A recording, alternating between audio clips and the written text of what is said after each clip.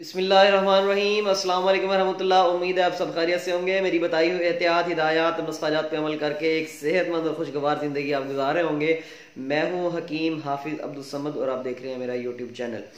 आज का जो मेरा टॉपिक है बड़ा अहम टॉपिक है। फ़ी ज़माना इस वक्त जो हालात चल रहे हैं उसमें बहुत सारे पेशेंट जो है उसमें नौजवान लड़के और लड़कियाँ भी हैं और मर्द और ख़वातीन हज़रात भी हैं।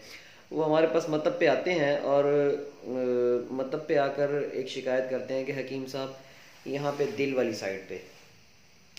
साइड पे अक्सर जो है वो पिन चुभती है, सुई सी चुभती है, पिनिंग होती है और अचानक टीस सी चुभती है और फिर जो है वो ख़त्म हो जाती है।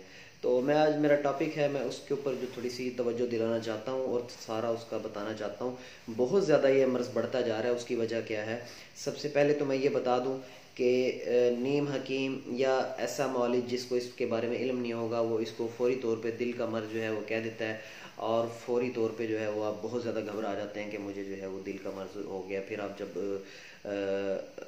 कार्डियोलॉजिस्ट के पास जाते हैं और वो आपके टेस्ट करता है, आपकी जो है वो इकोग्राफी करता है और ईसीजी करता है, तो फिर वो कहता है आपका दिल तो नॉर्मल है, लेकिन उसके बावजूद आपके दिल पे टीस जो है वो यहाँ पे बाएं साइड पे आपके टीस जो है वो चुभती रहती है और आपको जो है वो मुसलसल वो तंग करती रहती है। ये है क्या?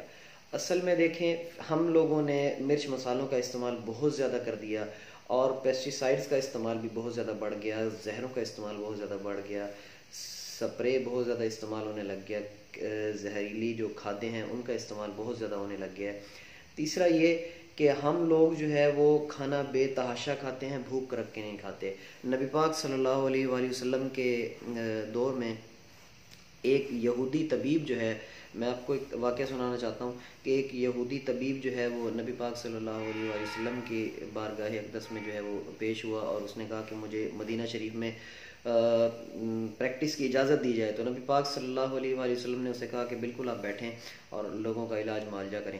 6 माह वो बैठा रहा और 6 माह बैठने के बाद जब वो आया तो उसने नबी पाक सल्लल्लाहु अलैहि वसल्लम को अर्ज़ की, या रसूलुल्लाह सल्लल्लाहु अलैहि वसल्लम कि मैं यहाँ से जाना चाहता हूँ क्योंकि 6 माह के दौरान में मेरे पास एक भी पेशेंट, एक भी मरीज़ जो है वो अपनी इलाज की गर्ज़ के लिए नहीं आया। तो नबी पाक सल्लल्लाहु अलैहि वसल्लम ने, जो कि कायनात के सबसे बड़े तबीब, कायनात के सबसे बड़े हकीम हैं, उन्होंने सबसे बेहतरीन फार्मूला बता दिया सेहतमंद रहने का। आप सल्लल्लाहु अलैहि वसल्लम ने इरशाद फरमाया कि यहाँ के लोग कैसे बीमार हों कि शदीद भूख पे खाना खाते हैं, कि जब शदीद भूख लगती है तब खाना खाते हैं और थोड़ी सी भूख रहती हो तो छोड़ देते हैं। देखिए कितना ज़बरदस्त फार्मूला है कि शदीद भूख पे खाना खाया जाए, कि जब भूख बहुत ज़्यादा लग रही हो तो वक्त पे नहीं, वक्त का इरशाद नहीं फरमाया कि सुबह दोपहर शाम खाना खाते हैं, ये फरमाया कि शदीद भूख पे खाना खाते हैं। ठीक है, तो हम लोग तो सुबह दोपहर शाम फ़र्ज समझ के खाना खाते हैं ना, तो शदीद भूख पे खाना खाया जाए और थोड़ी सी भूख हो तो छोड़ दिया जाए। तो ज़बरदस्त फार्मूला है। साइंस ने अब जो बातें हमारे नबी पाक सल्लल्लाहु अलैहि वसल्लम ने 1400 साल पहले इरशाद फरमाई, आज साइंस उनको जो है वो आज जान रही है। तो हमारी अल्हम्दुलिल्लाह इस्लाम, हमारी तिब्ब नबवी बहुत जदीद है, ये भी बहुत पीछे हैं। पहली बात तो ये। तो हम लोग तो इस तरह खाते हैं कि जब तक सांस रुकने ना लगे तब तक हम खाना नहीं छोड़ते। जब तक सांस जो है वो गले में अटकने लग जाती है तो उस वक्त हम आखिरी न वाला, उसके बाद फिर हम बोतलें भी चढ़ाते हैं, उसके बाद फिर हम जो है वो आइसक्रीमें भी खाते हैं, फिर आगे सामने दही वल्ले भी आ जाएं तो फिर वो भी खा लेते हैं, समोसे भी आ जाएं तो वो भी खा लेते हैं। तो उससे होता क्या है? उससे होता ये है कि आपका मैदा जो है वो सही तरीके से डाइजेशन नहीं कर पाता, उसको सही तरीके से हज़म नहीं कर पाता।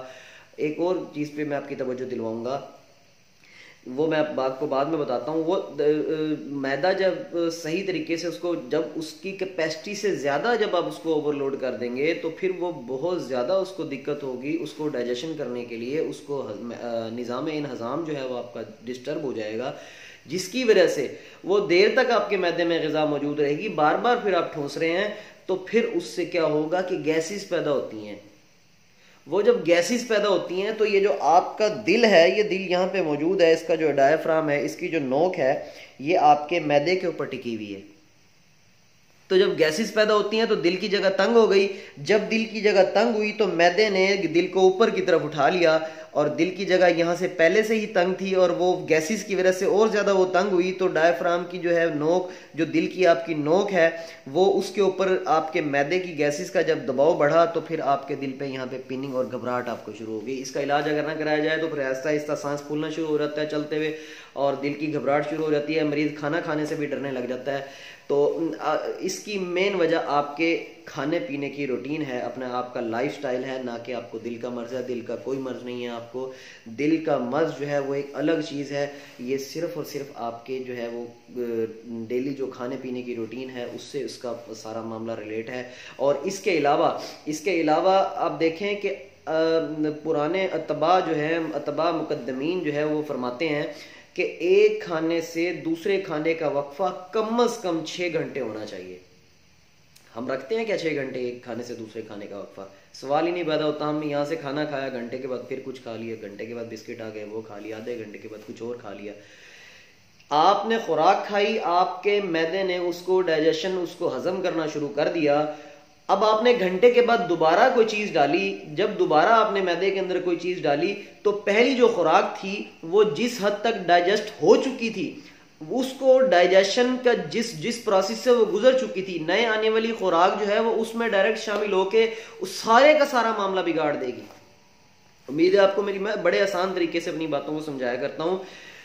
वो इसी तरीके से है कि वो दोबारा उसमें जाएगी, दोबारा से वही डाइजेशन होगी, दोबारा से वही सारा सिलसिला चलेगा। तो इस तरीके से आप सारा अपना मैदे का जो है निज़ाम जो है वो ख़राब कर लेते हैं, पेट बढ़ना शुरू हो जाता है, गैसेस पैदा हो के फिर आपके दिमाग की तरफ जाना शुरू हो जाती हैं।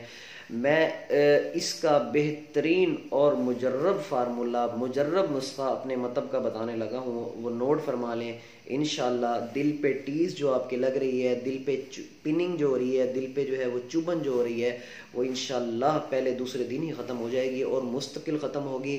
कोई एलोपैथिक गोलियों की तरह इंशाल्लाह ये वक्ती ख़त्म नहीं होगी, मुस्तकिल इसका ख़त्मा हो जाएगा। शर्त यह है थोड़ा सा लाइफ स्टाइल को भी चेंज करें, अपना जो है वो खाना पीना जो है वो दुरुस्त करें, भूख पे खाना खाएं, वक्त पे खाना ना खाएं। कोशिश किया करें कि सुबह और शाम 2 टाइम खाना खाया करें। दोपहर के वक्त कोई सैलड, मैं खुराक के ऊपर एक अलहदा सीरीज़ बनाने लगा हूँ, उसमें मैं बताया करूँगा कि खुराक में जो है वो आप किस किस तरीके से, कौन कौन से मर्ज़ में किस किस तरीके से कौन कौन सी खुराक ली जा सकती है। तो उस खुराक पे हम अलहदा से गुफ्तगू करेंगे। तो खुराक अपनी बेहतर करें, खाना भूख पर खाएं, शदीद भूख पर खाएं। ऐसा नहीं है कि आपने शदीद, अब सर्दियों के दिन हैं, दिन बहुत छोटे हैं, तो अभी हम लोग जो है वो 8-9 बजे जब नाश्ता करते हैं तो 8-9 बजे नाश्ता करने के बाद 12-1 बजे खाना खाएंगे तो फिर वो किस तरह हजम होगा? सवाल ही नहीं पैदा होता। और फिर हम खाना खाते, मेरे वालिद साहब कहा करते थे कि हम खाना खाते हैं किसानों वाला, कि हम 2-2 टाइम, एक टाइम जो है वो एक टाइम में 2-2 रोटियां खाते हैं और काम हमारा बैठने का है और बैठे रहते हैं, मुसलसल काम कोई करती नहीं। अगर आप एक टाइम में 2 चपातियां खाते हैं तो आपको कम से कम 2 घंटे गार्डनिंग भी करनी चाहिए, 2 घंटे कसी भी चलानी चाहिए, मजदूर की तरह, किसान की तरह। तो इन चीज़ों को जब हमने छोड़ दिया तो हम फिर बस शाम के टाइम जो है वो कतारें होती हैं दवाओं की दुकानों के ऊपर, मेडिकल हॉल और हुक्मा और डॉक्टरों हज़रात की जो है वो चांदी लगी हुई है। खुदारा जब तक आप अपने खाने पीने को दुरुस्त नहीं करेंगे आप सेहतियाब नहीं हो सकते। नुस्खे को आप नोट फरमा लें। नुस्खा जो है ज़ीरा सफ़ेद 50 ग्राम। नुस्खा ज़रा तसल्ली से नोट किया करें, मैं इंतहाई आसान तरीके से बताता होता हूँ। आप लोग फिर फर्दन कॉल करके मुझे पूछते हैं तो एक एक बंदे को बताना मेरे लिए मुमकिन नहीं होता, तो खुदारा वीडियो के ऊपर ही सुन लिया करें। ज़ीरा सफ़ेद 50 ग्राम ईरानी लेना है आपने।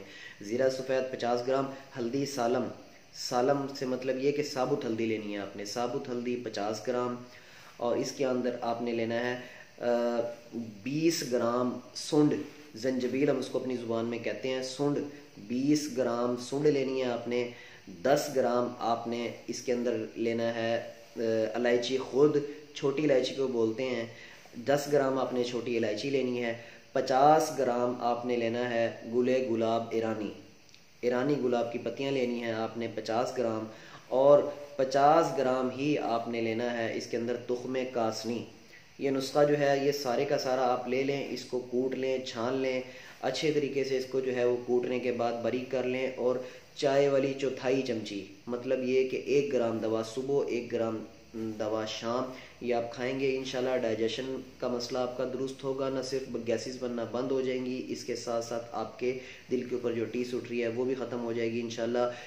जो भी कोई इस मर्ज़ में गिरफ़्तार हो उसको ये नुस्खा बताइएगा ज़रूर। पानी के साथ आपने नुस्खा इस्तेमाल करना है, सुबह शाम खाना खाने के 1 घंटे बाद ताज़ा पानी के साथ आपने ये इस्तेमाल करना है। मुझे दुआ में याद रखिएगा। जो भी इस मर्ज़ में गिरफ़्तार हो उस तक इस वीडियो को ज़रूर शेयर कीजिएगा। मैं हूँ हकीम हाफिज़ अब्दुल समद।